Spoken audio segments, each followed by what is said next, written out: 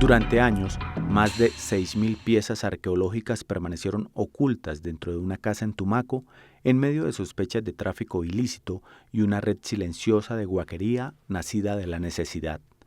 Vasijas, figuras humanas, animales y rostros moldeados hace más de 2.000 años revelan el legado de la cultura tumaco-latolita, una de las civilizaciones más sofisticadas del Pacífico prehispánico, capaz de trabajar el platino, desarrollar tecnologías en barro y retratar con asombroso detalle la vida cotidiana, la espiritualidad, las enfermedades, la sexualidad y las jerarquías sociales de su tiempo. Pero cada pieza extraída ilegalmente perdió parte de su contexto y de la memoria que guardaba bajo la tierra inundable de Tumaco, donde aún podrían permanecer ocultas cientos de estructuras arqueológicas. Bueno, nos encontramos en la Reserva Arqueológica Tumaco-Latolita, que está bajo la custodia del Instituto Colombiano de Antropología e Historia, el ICANN. En este momento nosotros tenemos alrededor de 6.150 piezas, entre piezas completas y elementos. Elementos que son, restos o fragmentos de piezas completas que hacen parte, digamos, como de todo el inventario que hace parte de esta colección. ¿Y dónde encontraron estas piezas? Bueno, estas piezas desgraciadamente no se encontraron en su contexto original. Estas piezas hacen parte de una incautación que se le hizo a un coleccionista privado que vivió acá en Tumaco, en el distrito, y esto hace parte de una incautación, porque esta persona estaba incurriendo pues, en tráfico ilícito de estos elementos, y eso pues está está prohibido por la normatividad nacional por todo lo que representa. O sea, ¿una sola persona tenía 6.000 y pico de piezas? Sí, una sola persona. ¿Y cuándo fue este decomiso? Todo esto empezó un proceso legal jurídico desde el año 2012. Y en el año 2016 ya, digamos que las autoridades competentes le dan la tenencia y la custodia al Instituto Colombiano de Antropología e Historia, y desde ese momento se genera este espacio para el estudio, para la investigación, la conservación y la difusión de estos elementos. Estos elementos son encontrados, ya se sabe dónde, por el estudio que hayan hecho ustedes en el ICANN. No, en este momento el estudio que nosotros estamos avanzando es el estudio formal que se puede hacer de cada una de las piezas. La altura, la composición de la pasta, la decoración, todo lo que nos puedan brindar, en su apariencia, lo que tú puedes ver acá, pero desconocemos los contextos. Lo que sí tenemos, un contexto general son investigaciones que se han hecho en el distrito de Tumaco incluso desde la primera mitad del siglo pasado. Ya hubo unas exploraciones y con eso hay unos marcos generales en donde se puede identificar los contextos arqueológicos en donde pudieron haberse encontrado elementos como estos o similares a este tipo de elementos. O sea, ¿esto puede considerarse como la colección más grande que le han encontrado a una sola persona o la colección más grande de un solo territorio del país? ¿O cómo lo tienen categorizado? Bueno, yo particularmente desconozco si en otra parte del país se haya hecho una incautación mayor, lo desconozco. Lo que sí estoy seguro es que es una colección de las más importantes que están relacionadas con las culturas, con los primeros habitantes del Pacífico sur colombiano. De eso sí no tengo ninguna duda. Es de las colecciones más importantes. ¿Por qué? Porque a través de estos elementos nosotros de alguna manera podemos tener mucha información acerca de esta sociedad, de sus desarrollos y bueno, también parte de su estructura ideológica que de alguna manera a través de estos elementos nosotros podemos vislumbrar. ¿Y esta sociedad cómo se llamaba y en qué época vivió? Bueno, nosotros estamos, de todos estos elementos y de todo lo que estamos hablando, nos relaciona con la cultura tumaco-latolita. ¿sí? Adquieren, estos son unas culturas arqueológicas, es decir, que adquieren esos nombres por los lugares en donde se encuentran los elementos, ¿sí? Que en este caso nos relacionan con dos sitios. Un sitio que está en el Ecuador, que es la Tolita Pampa de Oro. De ahí viene el nombre de Tumaco La Tolita. Y el otro, por supuesto, es acá en el Pacífico sur colombiano, que es Tumaco. Y de acuerdo a esas dos localidades en donde se han hecho, digamos, el encuentro de estos hallazgos, es que adquieren su nombre. ¿Cómo se percibían ellos? Las personas que crearon, los poseedores de estos elementos, no lo sabemos. Los nombres los adquieren, digamos, ya en tiempos posteriores por investigadores que son los que encuentran estos yacimientos y terminan dándoles, digamos, la referencia de los lugares en donde se encuentran. Pero estamos hablando, pues, de una cultura arqueológica que se reconoce como Tumaco La Tolita. Pero se tiene la época en que pudieron haber vivido. Sí, digamos que ya hay unas fechas que se han recuperado por carbono 14, por datación, y tenemos un marco temporal que nos lleva 500 años antes de Cristo hasta el 600, 700 después de Cristo, más o menos. Ese es el periodo largo en donde se establece esta cultura. Entonces tenemos un Tumaco temprano, que es ese Tumaco que, digamos, que de alguna manera encaja con el final del formativo de Ecuador, y luego viene ya el Tumaco clásico, que es donde se dan los desarrollos más impresionantes, en donde la tecnología de esta sociedad empieza a tomar, pues, unos puntos demasiado altos en torno, digamos, a la producción de alfarería, a la producción de metales. La metalurgia que desarrollaron los Tumaco es algo que pues marca unos hitos respecto a la presencia de los seres humanos en esta parte del planeta. Desarrollemos eso de la tecnología, porque hoy se entendería como tecnología lo que conocemos hoy como tecnología. ¿A qué refiere usted en tecnología en este momento? Sí, digamos como que muchas veces nosotros tendemos a entender la tecnología como los avances de punta, o muchas veces personas lo relacionan con cuestiones tecnológicas, cibernéticas, pero la tecnología ha acompañado al ser humano. El ser humano ha desarrollado tecnología desde siempre. ¿Sí? Trabajar con un elemento pulido, con una roca pulida, cortar con una roca, eso ya nos está dando idea de una tecnología. Las técnicas que están relacionadas con la creatividad, el desarrollo de la creatividad y, digamos, para poder solventar las necesidades a las cuales nosotros nos hemos enfrentado desde que el ser humano es ser humano. Entonces, la tecnología que desarrollan los Tumaco está relacionada con eso. Por ejemplo, técnicas como el martillado para manejar la metalurgia, la sinterización. Oiga esto, los Tumaco es la única cultura prehispánica que manejó el platino. En ninguna otra parte del planeta alguna cultura, digamos, de ese periodo temporal había hecho ese desarrollo. Acá en Tumaco ya ellos pudieron de alguna manera sintetizar o articular de alguna manera minerales como el oro y el platino. Y eso, pues, hay muchos elementos que dan cuenta de ello. O sea, estos pueden ser piezas de unos 2000 años.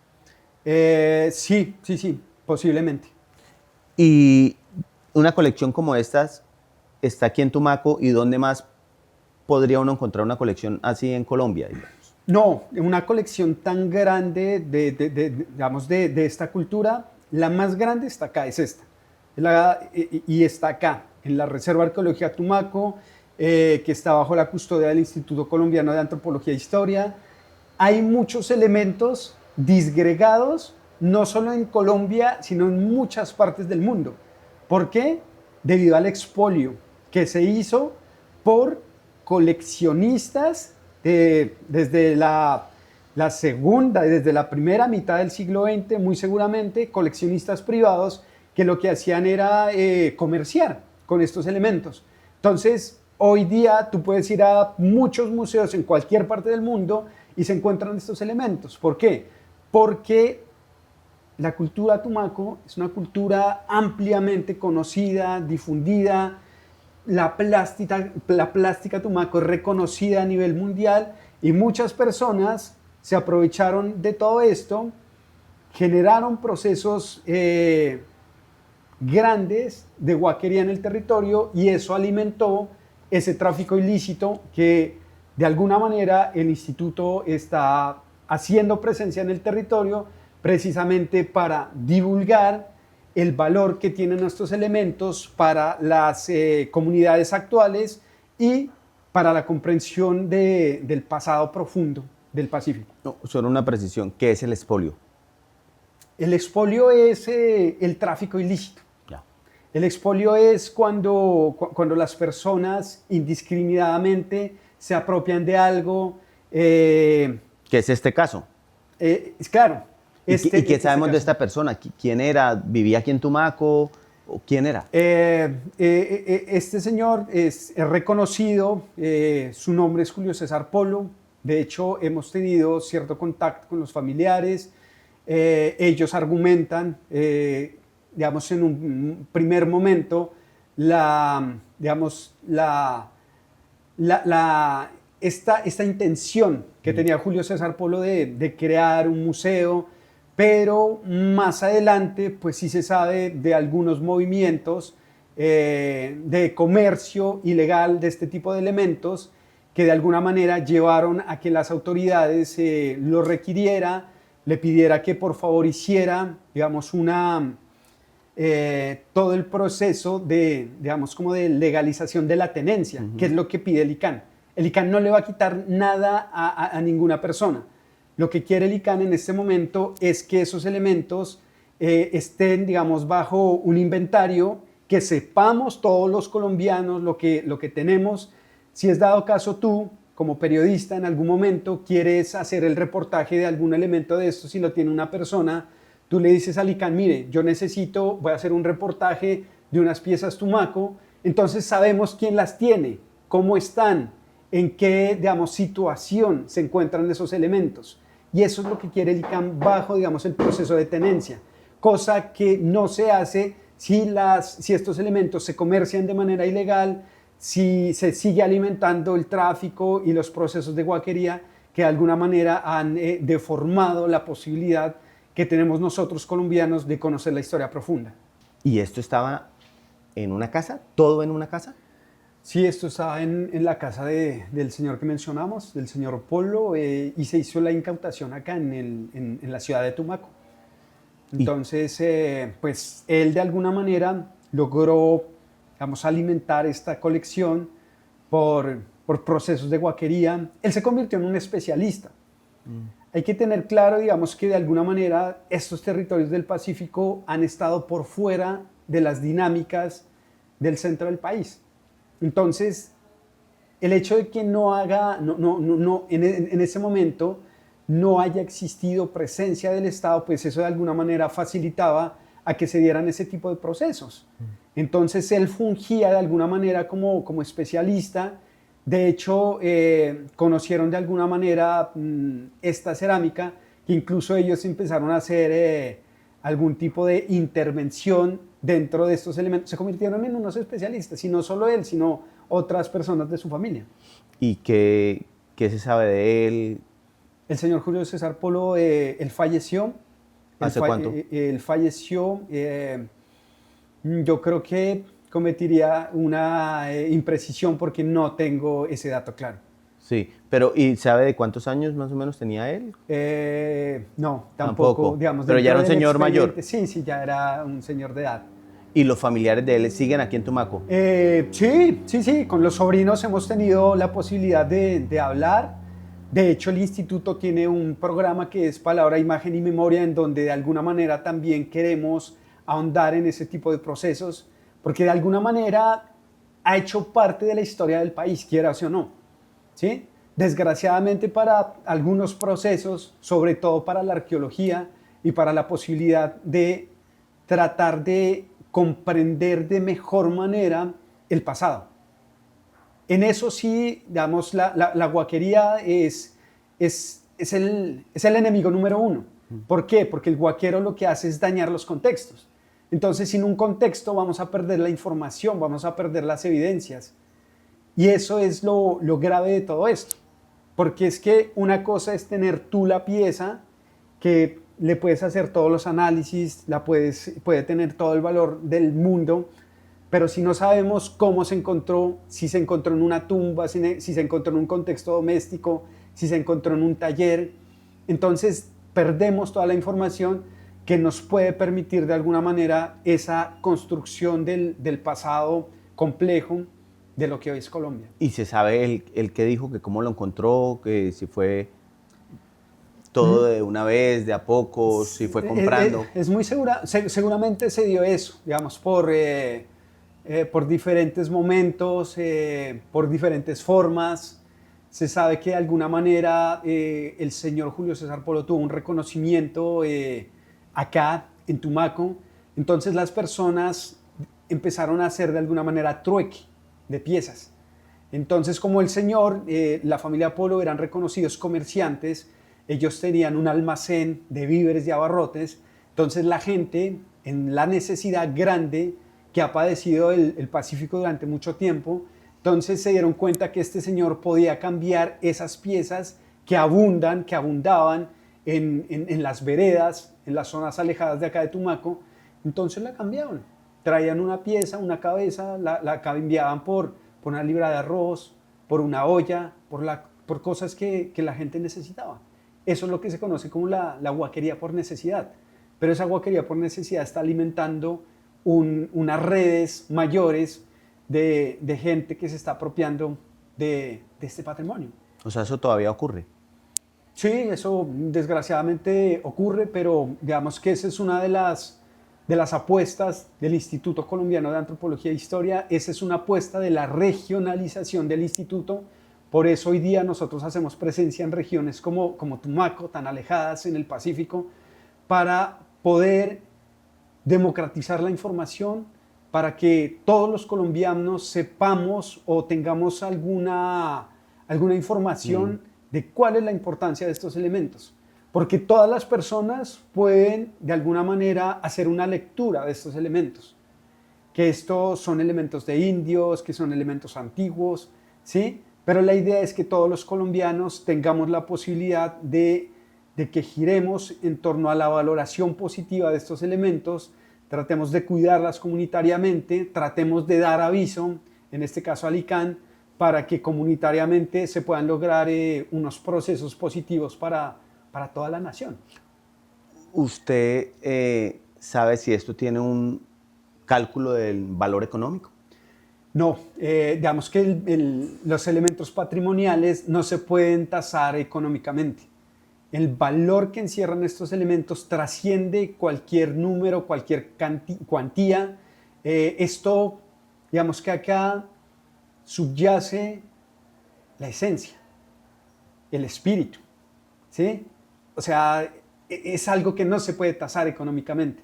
Seguramente en el mercado todo tiene valor, todo se compra y se vende, pero esto para la historia de las comunidades, por ejemplo, en esos procesos que hoy día están, que se está de alguna manera tratando de fortalecer y poner la vista en esos procesos, por ejemplo, reparación histórica.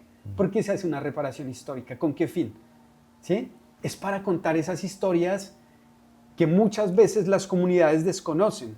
¿Por qué ha pasado lo que ha pasado en el Pacífico muchas veces? Porque ha habido una fractura en la memoria de esos procesos.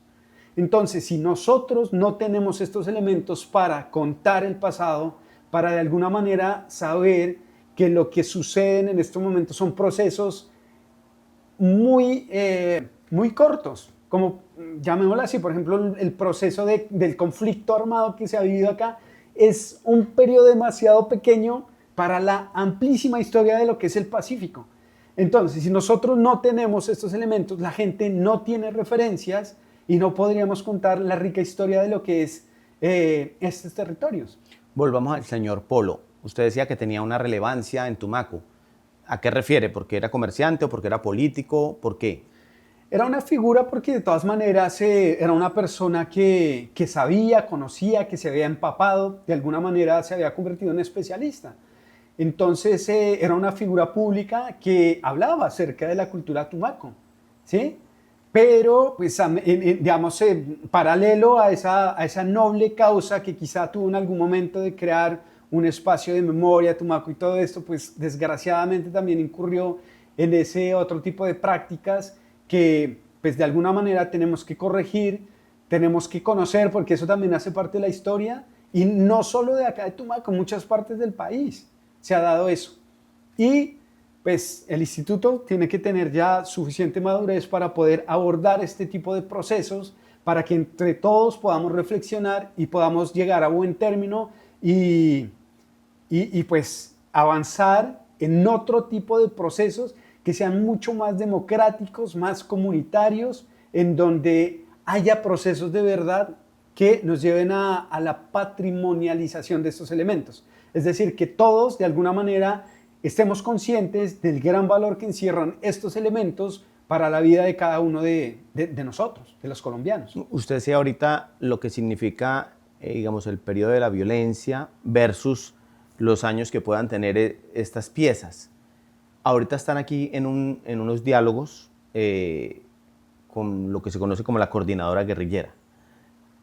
Esto va a permitir que arqueólogos vayan a las zonas. ¿Ustedes tienen identificadas algunas zonas donde puedan encontrar más piezas? Claro, lo que pasa es que el Pacífico, o sea, puede encerrar o puede resguardar cualquier cantidad de elementos que nos puedan dar evidencia empírica de muchos procesos, tanto precolombinos como ya, por ejemplo, el arribo de comunidades ibéricas, digamos también el arribo de personas esclavizadas de África, que todavía esa historia no se ha contado. Y muy probablemente esos objetos, esos contextos, esos espacios siguen, digamos, vedados al público, desgraciadamente por el conflicto. Pero, ¿han pensado en que justamente los miembros de estos grupos ilegales puedan tener información relevante sobre estos temas? Pues, sin lugar a dudas, es gente que conoce el territorio, ¿sí? Y cuando ellos, digamos, en cualquier tipo de actividad que desarrolle el ser humano, estamos modificando el paisaje. Así como se modifica el paisaje en el siglo XXI, se ha modificado desde incluso antes del nacimiento de Cristo. Ahí están las huellas, ahí están, digamos, los elementos. Entonces, estas personas, durante todo el tiempo que han estado en estos territorios, muy seguramente han encontrado contextos arqueológicos, muy seguramente han encontrado piedras talladas, pintadas, muy seguramente hay gente curiosa que ha guardado elementos y que dentro de ese contexto del conflicto, de alguna manera también podrían contar esa historia que está de alguna manera eclipsada por la violencia. ¿Y en qué zonas creen ustedes podrían encontrar este tipo de piezas? Ya No, como no, geográficamente, o no tienen digamos, todavía como... todo el Pacífico tiene un alto potencial arqueológico. ¿Por qué? Primero, porque tenemos evidencia de lo tumaco. Pero también acá hacen presencia unas comunidades indígenas que son bastante grandes, bastante numerosas y que han estado y han hecho parte de procesos, digamos, antiquísimos como las comunidades Aguá, ¿sí?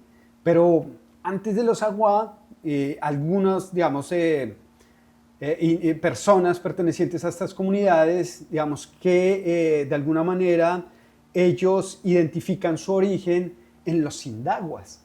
¿Quién eran los Sindaguas? Era una comunidad indígena que plantó cara, digamos, la presencia de los españoles y tuvieron una serie de conflictos ya dentro digamos, del marco del coloniaje que se dio en esta zona de Nariño, y los Sindaguas pues se convirtieron en unos guerreros que de alguna manera también han hecho parte del proceso histórico que no se ha podido profundizar más porque básicamente digamos que los contextos en donde podría encontrarse más evidencia no se han podido explorar, o ese tipo de contextos no nos podrían brindar mayores elementos para poder construir esa gran historia. Porque acá estamos hablando de lo precolombino con lo tumaco, pero ¿qué pasa con la llegada de los ibéricos a la zona de barbacoas? Con la introducción del componente africano, las personas esclavizadas, ¿cómo se dan los primeros establecimientos de los reales de minas?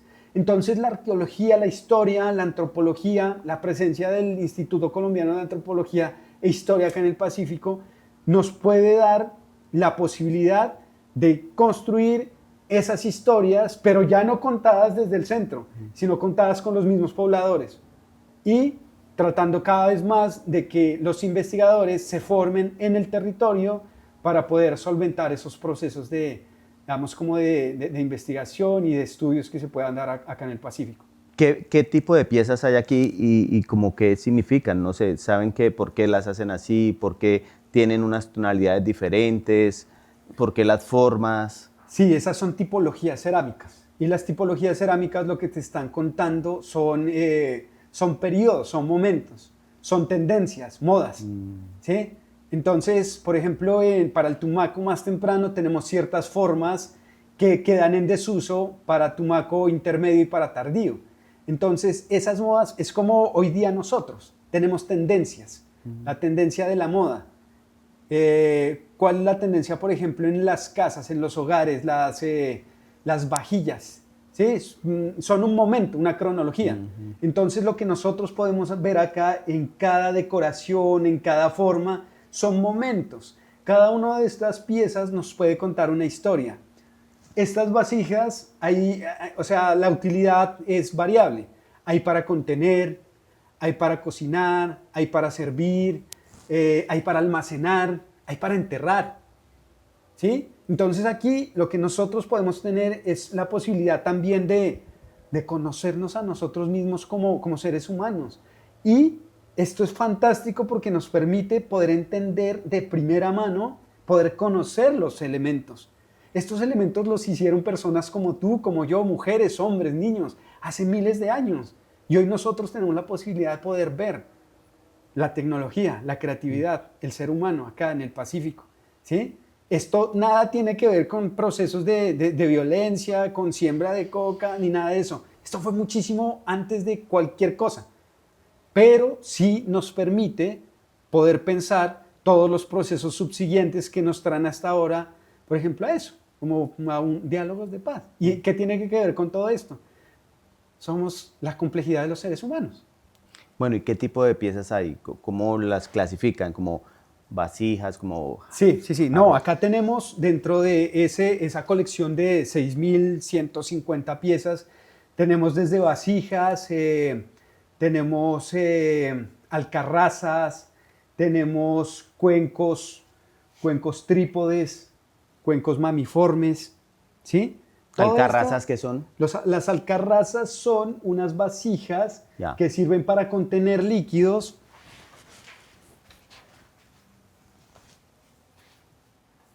Esto es una alcarraza. Es un recipiente, es una vasija que nos sirve para contener líquido, pero también para servirlo, que siempre, digamos, tiene esta apariencia. Estas dos vertederas y un azapuente para poder agarrarla. Este tipo de elementos es posible identificarlos hasta la zona del Valle del Cauca. Este tipo de alcarrazas se han encontrado en la costa del Valle del Cauca, entonces la cultura tumaco tuvo presencia en todo el andén del Pacífico, más o menos hasta el Valle del Cauca, que es en donde se han podido también identificar este tipo de elementos. Además de esto tenemos todo, mejor dicho, aquí tenemos todo, desde elementos que podrían develar en qué creían los tumaco, elementos que hacen parte de un bestiario mágico religioso que está relacionado con las estructuras ideológicas de esta cultura. Tenemos muchas selfies, muchas representaciones de personas, de mujeres embarazadas, de familias, de gente enferma, de muchas afecciones, de muchas malformaciones. Tenemos, incluso ellos exploraron de manera, digamos, muy detallada las cuestiones del erotismo, la sexualidad o representaciones del coito. Acá tenemos todo un abanico de elementos que nos permiten entender, digamos, de alguna manera, ciertos aspectos del funcionamiento de esta sociedad. Hablaba usted de enfermedades, ¿cómo las representaban? Hay muchas enfermedades, o sea, enfermedades que se manifiestan físicamente, como por ejemplo la condroplasia, ¿sí? Que es una condición genética. Las personas vulgarmente se conoce como el enanismo. Hay mucha representación de la condroplasia. Hay muchos síndromes que han sido estudiados desde la medicina. Hay unos estudios muy potentes que han hecho desde la Universidad Javeriana, la Universidad ICESI en Cali. Sí, se han enfocado en tratar de identificar estas enfermedades, estas malformaciones en comunidades vivas, pero también contrastando con este tipo de elementos. Entonces, esto nos deja abierta una puerta interesantísima para poder entender si es que ellos efectivamente están concibiendo ese tipo de afecciones como las concebimos hoy día nosotros. Y para nosotros son malformaciones, son enfermedades, para ellos pudieran haber sido dones. Déjeme ver algunos de estos rostros o de estas representaciones de enfermedades. Bueno, pues acá en la mano no tengo, digamos, como representaciones de malformaciones, pero sí tenemos, digamos, como estas representaciones, ¿sí? Lo que yo te comentaba, hay muchas representaciones de cabezas alargadas. Al parecer no toda la gente tenía esta apariencia, cabezas alargadas, digamos, como que se limitaba a una élite, a personas de poder. Aquí podemos ver también digamos, como la transformación del cuerpo. Aquí podemos ver unas expansiones que hoy día están también como muy en boga. Eh, estos adornos en la nariz, en el septum. Este es el tipo de representaciones. Y aquí podemos ver una representación de alguien que vivió acá hace mucho tiempo, hace miles de años. Sí. Sí, entonces, al parecer esta es la apariencia que tenían parte de las personas que hacían parte de la tumba. Y este es un elemento de los más llamativos y de los más representativos de esta colección. Este es un teriomorfo, ¿sí? Este es una pieza que si bien digamos que tiene una forma humana, tiene características también de fáunicas, de animales. Entonces, todas las personas que vienen acá, cada uno hace una lectura. Entonces, por ejemplo, yo te pregunto, tú por ejemplo, ¿qué miras acá? ¿Con qué asociarías la piel de este elemento? Con agua. Con un jaguar. Entonces, hay otras personas que dicen, no, son escamas. Otras personas dicen, no, son plumas. Otras personas las asocian con las cortezas de frutas o de ciertas especies. Pero lo que sí nos puede, digamos, de alguna manera llevar a conocer estos elementos son las cuestiones ideológicas. Y este personaje tiene esta apariencia que no está relacionada con la especie humana, sí hay, digamos, de alguna manera la necesidad o la representación de elementos sobrenaturales que hicieron parte de la cosmovisión de estas comunidades. ¿Dónde están las que me mostró cuando yo llegué aquí? Ya tendría todas las. Sí.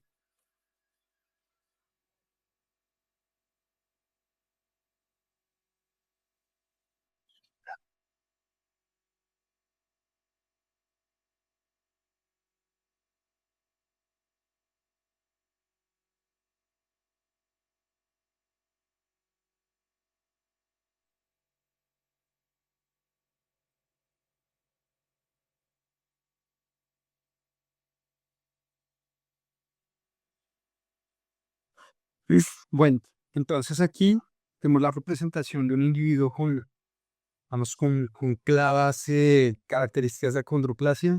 Yo lo voy grabando con esta cámara. Acá tenemos un individuo con características de acondroplasia, tiene acá el tórax abultado, eh, digamos el tamaño también de las extremidades inferiores y las superiores, así digamos que lo manifiestan. El rostro también es el nivel de detalle.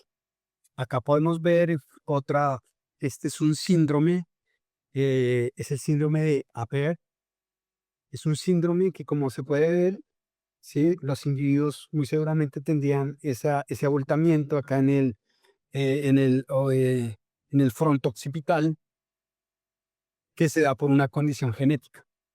Esto lo puedo decir porque ya, digamos, este tipo de malformaciones han sido identificadas por genetistas que nos dan a nosotros ese tipo de información. De la misma manera podemos ver acá rasgos de vejez, acá estas líneas faciales, líneas de expresión de una persona adulta, que también se encuentra representada dentro de esta colección. Asimismo, este elemento que tengo en mis manos es un elemento fantástico. Esto es como la síntesis de la grandeza, del manejo tan dúctil que tuvieron estas comunidades. Lo que podemos ver aquí es un molde con el que ellos produjeron el elemento deseado. En este caso, el elemento deseado tiene una condición que muy probablemente está relacionada con una parálisis facial. Lo que nosotros tenemos acá es el molde, la figura, seguramente en algún momento la podríamos recrear si nosotros pudiéramos reproducir este molde en 3D para poder saber cómo era la figura en sí. Acá tenemos este elemento que es bastante peculiar, es muy interesante. Al parecer se trata de una persona que falleció, vamos, no había pasado mucho tiempo desde su fallecimiento. Podemos ver los elementos, digamos, que están relacionados con sus extremidades superiores, inferiores, que están en condición, pues, esquelética. Acá se pueden ver su costillar. El arco de sus piernas también indican cierto tipo de enfermedad, al igual que la protuberancia en su cabeza. Entonces, fíjense este nivel de detalle que nos están dando, nos están de alguna manera contando cuál era el tratamiento que le daban a estas personas y a estos acontecimientos que hacen parte de la vida de nosotros los seres humanos, la vida, la muerte. Otro ejemplo, la acondroplasia, enanismo. Y acá tenemos esta pieza muy interesante que nos tiene en debate, que no sabemos si esto sea una condición mm, genética o si por el contrario obedece, digamos, a una modificación corporal, clavos faciales. Pero de todas maneras, así como estas, tenemos cientos, cientos de cabezas con representación de seres humanos, no solo Tumaco, sino muy seguramente de otras etnias que estaban viniendo.